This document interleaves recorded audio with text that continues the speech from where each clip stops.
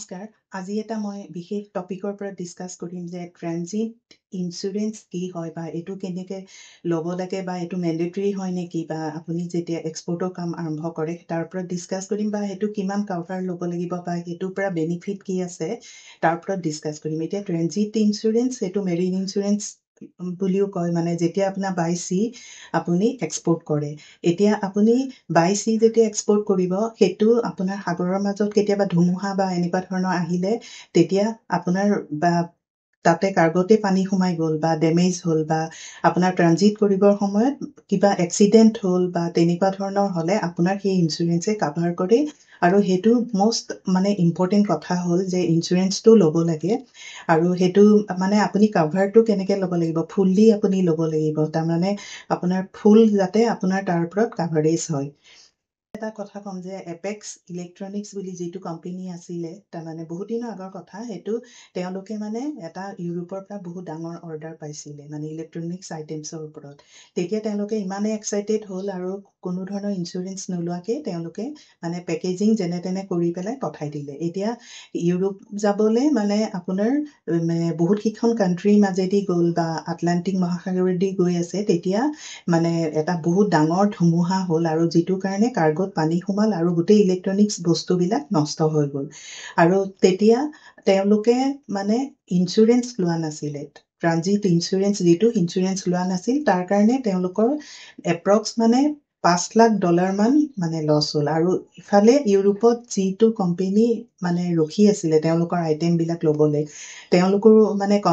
কন্ট্ৰাক্টটো cancel কৰিলে আৰু তেওঁলোকে মানে বহুত মানে বেয়া পাইছে তাৰ মানে এটো ইমান কেয়াৰলেছলি পঠোৱাৰ কাৰণে গতিকে তেওঁলোকৰ মানে ট্ৰানজিট যদি ইন্স্যুৰেন্সটো ল'লেহেঁতেন মেৰিন ইন্স্যুৰেন্স ল'লেহেঁতেন তেতিয়া হলে তেওঁলোকে ফুললি মানে যিখিনি ড্যামেজ হ'ল সেইখিনি গোটেইখিনি পইচা পাই গ'লহেঁতেন কিন্তু তেওঁলোকে নলোৱাৰ কাৰণে কি হ'ল গোটেই ফাইনান্সিয়েল যেটো বাৰ্ডেন হ'ল বা যেটো লছ হ'ল গোটেইখিনি তেওঁলোকে ভৰিব লগা হ'ল এটো এটা কিমান ডাঙৰ মানে ইনসিডেন্ট হয় যে আমি কিছুমান সৰু সৰু কথা আমি এক্সাইটেড হৈ আমি কামবিলাক কৰো বা আমি এটা ডাঙৰ এটা অৰ্ডাৰ পালে আমি হেতু কেনেকে মানে স্মুথলি ফাংশনিং কৰিব পাৰো হেতুৰ ওপৰত আমি ইম্পৰ্টেন্স দিব লাগে আৰু আমি ওভাৰ এক্সাইটেড হ'ব নালাগে আৰু যেটো নিয়ম তাৰ মানে এটা মেৰিন ইন্স্যুৰেন্স বা ট্ৰানজিট ইন্স্যুৰেন্সটো এটা ল'ব লাগে কাৰণ হেতুৰ কাৰণে আপোনাৰ ইমান ডাঙৰ অৰ্ডাৰ ইমান লাখৰ অৰ্ডাৰটো আপোনাৰ কিবা কাৰণে কিবা প্ৰবলেম হলে সেইখিনি যাতে সিকিউৰ হৈ থাকে বা হেতু প্ৰটেকশন হৈ থাকে কাৰ্গোটো সেই কাৰণে আপোনালোকে ট্ৰানজিট মানে ইন্স্যুৰেন্সটো ল'ব লাগে আৰু ট্ৰানজিট ইন্স্যুৰেন্সটো বুজি পালে যে এতিয়া এটা ডমেষ্টিকেলিও আপুনি ল'ব লাগে কাৰণ এতিয়া আপুনি সাপোজ এটা জায়গাৰ পৰা আন এটা জায়গালে আপুনি গুডছটো পঠাইছে আপুনিটো নাজানে বাটত এক্সিডেন্টে হ'ব বা কি হ'ব বা সেইখিনি আমাৰ হাতত নাই গতিকে আমি তেনেকুৱা ধৰণৰ কাৰণে আমি ইন্স্যুৰেন্সটো আমি লৈ পঠালে আমি সিকিউৰ হৈ থাকিলো যে কিবা কাৰণত কিবা হলেও আমি সেইখিনি কভাৰ পাই যাম এতিয়া আৰু বুলি এটা বহুত জয়পুৰৰ এটা টেক্সটাইল কোম্পানী আছিল তেওঁলোকে ইউৰোপৰ পৰা এটা ডাঙৰ অৰ্ডাৰ পালে মানে টেক্সটাইলৰ ওপৰত সল বা এমব্ৰয়ডাৰী সল এনেকুৱা ধৰণৰ এতিয়া তেওঁলোকে মানে জয়পুৰৰ পৰা মুম্বাইলে বাই ট্ৰাক পঠালে বস্তুবিলাক আৰু মুম্বাইৰ পৰা মানে বাই সি ইউৰোপ পঠাই দিব এতিয়া জয়পুৰৰ পৰা যেতিয়া পঠালে বাটতে ট্ৰাকটো এক্সিডেন্ট হৈ মানে উল্টা হ'ল আৰু তাৰ পাছত তেল পানী এইবিলাক মানে গোটেই কাপোৰবিলাক নষ্ট হ'ল কিন্তু তেওঁলোকে এটা ভাল কাম কি কৰিছিল তেওঁলোকে ট্ৰানজিট ইন্স্যুৰেন্সটো লৈছিল গতিকে তেওঁলোকৰ যিমানখিনি হেৰি গোটেইখিনি কভাৰ হ'ল মানে সেই কাৰণে আপোনালোকে মানে গম পাইছে যে এনেকুৱা দুটা ইনসিডেন্ট মই কিয় কৈছো যে হেতু ট্ৰানজিট ইন্স্যুৰেন্সটো এটা অপচনেল নহয় হেতু ম্যান্ডেটৰী হয় হেতু ল'বই লাগে কাৰণ তেতিয়া আমি ৰিস্ক ফ্ৰী হৈ থাকো তাৰ মানে আমি সেই অকমান পইচাৰ কাৰণে ইমান ডাঙৰ আমি অৰ্ডাৰ এটা কিবা কাৰণত কিবা হলে আমি তাৰ কভাৰেজ যাতে মানে সুন্দৰকে পাব পাৰো হেতু কাৰণে আমি ট্ৰানজিট ইন্স্যুৰেন্স মানে ল'ব লাগে যিয়ে নহওক বাই সি পঠালে বাই ৰোড পঠালে বা বাই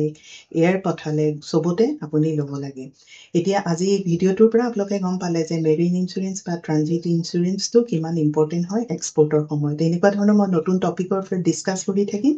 আমাৰ ইনষ্টিটিউটত অনলাইন অফলাইন ক্লাছ হৈ আছে এডমিশন হৈ আছে কন্টেক্ট নাম্বাৰ দিয়া আছে জয়েন কৰক আৰু যিসকলে এই ভিডিঅ'টো নতুনকৈ চাইছে ছাবস্ক্ৰাইব কৰি থওক মই নতুন নতুন টপিকৰ ওপৰত মানে নলেজ দিবলৈ চেষ্টা কৰি থাকিম